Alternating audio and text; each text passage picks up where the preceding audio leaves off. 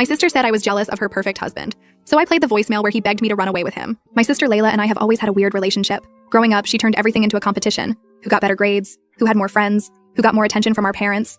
I never really understood why, since I just wanted us to get along. 3 years ago, Layla met Marcus at a friend's birthday party. They got engaged after just 6 months.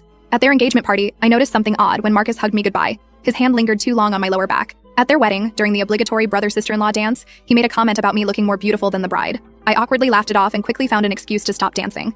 Again, I thought maybe he was just drunk and being overly complimentary. After they married, Layla became obsessed with showing everyone how perfect their life was.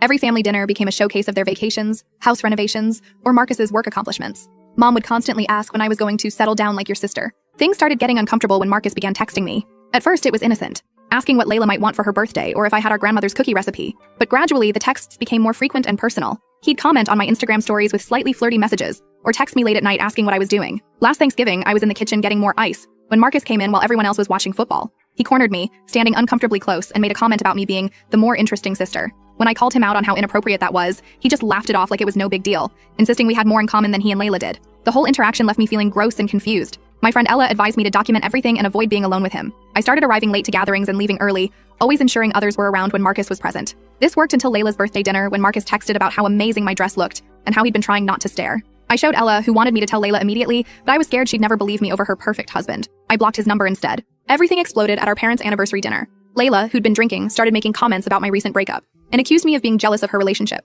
Mom sided with her, agreeing it must be hard seeing their perfect marriage after my breakup. When Layla doubled down, claiming I was jealous she found someone amazing while I was alone, I left. Later that night, I received a voicemail from an unknown number. Marcus, using his colleague's phone. He said Layla had it all wrong. She thought I wanted what she had, but he wanted to be with me. He claimed he'd felt a connection since we met, called his marriage a mistake, and suggested we leave together, mentioning he had money saved. I texted Layla asking to meet privately, but she responded that if I wanted to apologize, I could do it at the family dinner she was hosting that weekend. I knew she was planning a public shaming. Sunday came, and I arrived to find not just our parents, but also our aunt and cousins. During dinner, Layla announced there was something serious to address, claiming I'd been acting inappropriately toward Marcus for months, sending flirty texts and finding excuses to be alone with him. Everyone stared at me while my mom nodded along and Marcus played the innocent husband. When I denied everything, Layla claimed I'd always wanted what she had and couldn't handle that she found someone perfect. That's when I took out my phone and explained about Marcus's voicemail.